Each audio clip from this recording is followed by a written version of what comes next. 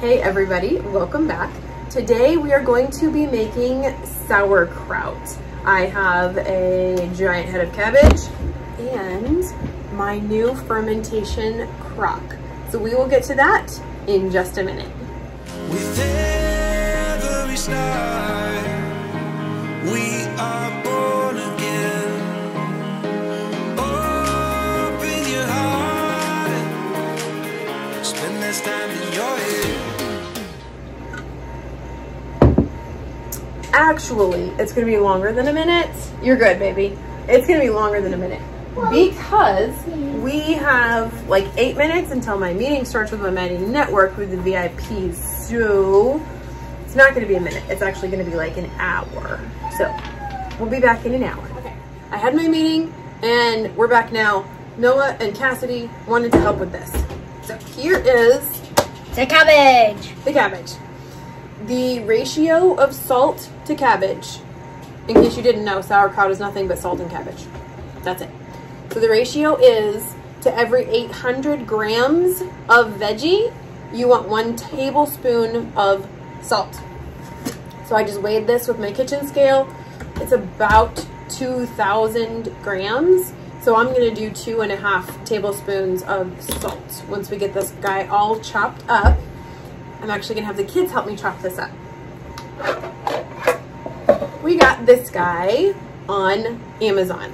This is by Dash. It is a mandolin that has the option to dice and cube and slice, and it's pretty kid safe, which is really, really cool. I'll actually link this down below if you are interested in this one. It has a chute that goes on the bottom of it. It's actually pretty nice. That keeps the kids a little bit further away from it. It's got this guy that pops out. They've already used it before. You have to lock those into place.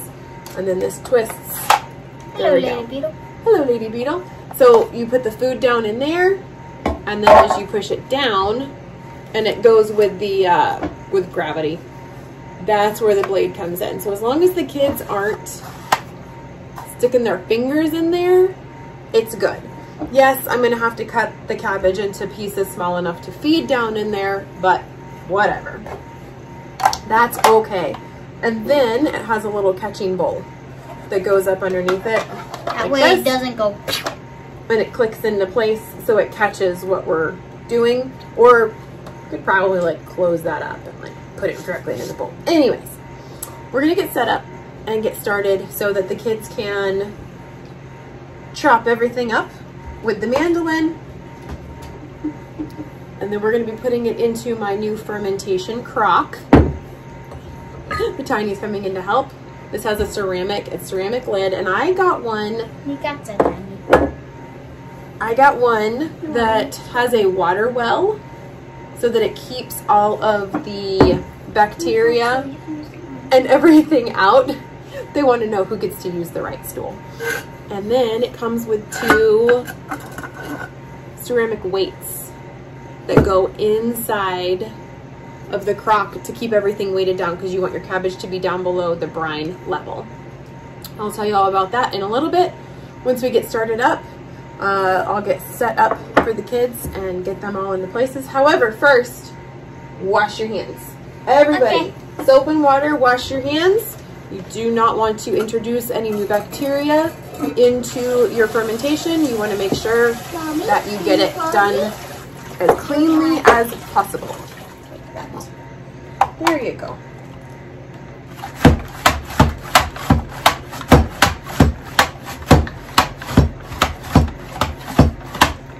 There we go. That's one piece. Go, friend. There we go. So that's what it chops it up as if I didn't do any extra blades, these really large pieces. And then I'm going to show you guys how you can adjust it to make it a little bit thinner. So there's that. Oh, thank you. A piece is skipped. Now underneath here, there's these 2 little dials.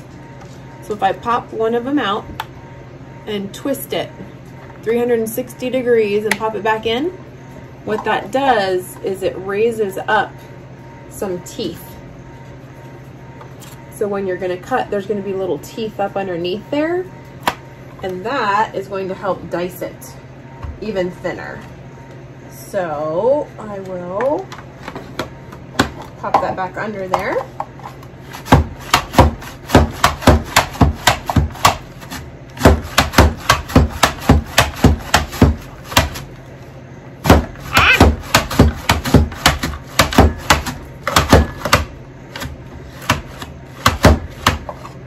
And now we have very little pieces. And that actually diced it.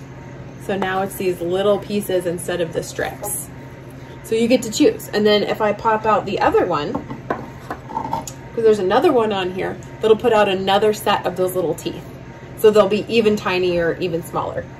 Just kind of cool. Figured I'd let you guys know what all it was capable of.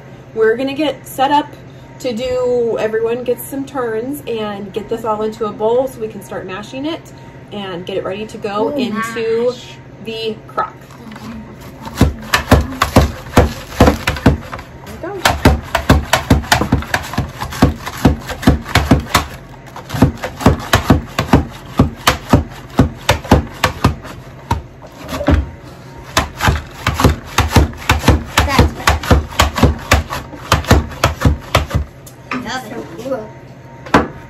This actually came with the crock, and the crock will be linked down below as well.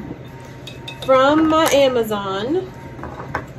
Now we might need some more salt. This is Redmond real salt. So that's what we use for absolutely everything. This is the fine.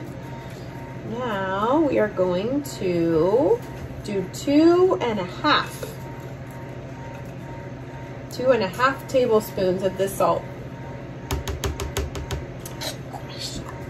Now, exactly. Oh. That's it. And you just sit here and you do this and you do this and you do this. You can use your hands to scrunch it. You can do it with the tamper, however you want to do it. But you do this until you get a whole bunch of liquid. That is your brine. And then we will pack it into the crock. It does. It takes a little while.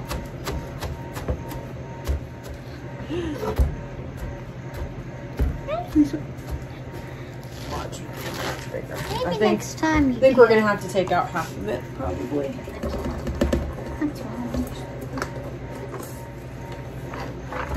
There you go.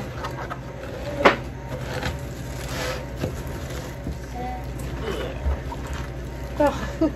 Okay, so we're getting the good liquid down in here. You can see it's starting to drip out of it. So now we're gonna put this one into the crock, and we're gonna keep working on this other one until we get it to the same point where there's lots of good liquid coming out of it.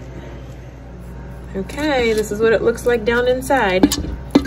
That giant head of cabbage is lower than half of this whole crock. We wanted to start with just one head and not two. That is what it looks like. So now you're just gonna keep smashing it until there's lots of liquid up over the top of it, and then we will put the weights in. So you wanna make sure that there's lots of brine up on top. We're gonna keep pounding this until we get enough brine. Now that there's more brine in there, I'm gonna go ahead and I'm gonna put the weights, my weights on top. You put these in, and what these do is these keep the cabbage down underneath the brine because you don't want anything floating up above, or those pieces could get moldy. So I'm gonna have to try to get all of these little guys off the side and get them down into the brine where they will be safe. And then that is where the fermentation will happen.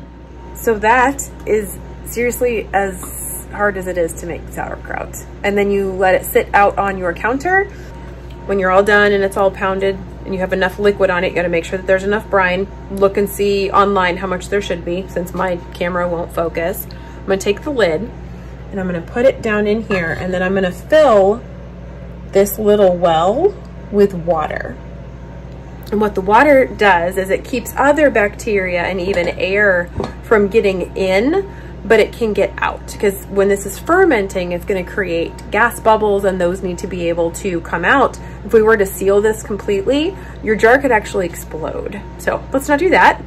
But by doing it this way with the water well, it prevents anything from getting in, but everything that needs to can get out. I'm going to get this on the countertop. We're going to let this one ferment for about 6 weeks. I'm going to look and see if I want to adjust that time, but that's what I usually did in California. So I'll check back with you in 6 weeks to let you know how it went. All the links are down below for any of the things that we used. Hopefully you guys enjoyed this video.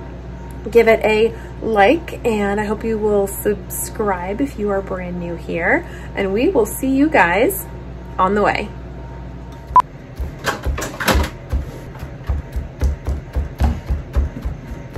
Oh my gosh.